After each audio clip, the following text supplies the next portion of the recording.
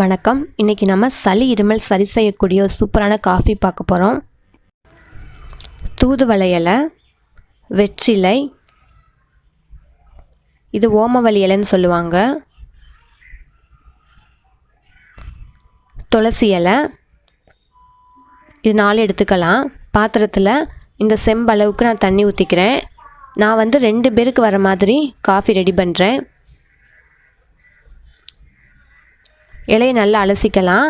அதை சின்ன சின்னதாக கட் பண்ணிக்கலாம். அப்போ தான் அதோட சாறு நல்லா தண்ணியில் இறங்கும். நல்லா கொதிக்குது. இப்போ 2 ஸ்பூன் கருப்பட்டி சேர்த்துக்கிறேன்.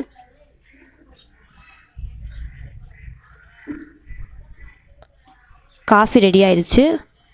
நம்ம நார்மலாக பால் டீ காஃபி சாப்பிட்றதுக்கு பதிலாக இந்த மாதிரி ஹெல்த்தான காஃபி செஞ்சு சாப்பிட்டா நம்மளுக்கு இருமல் சளி எதுவும் வராது. ரொம்ப நன்றி.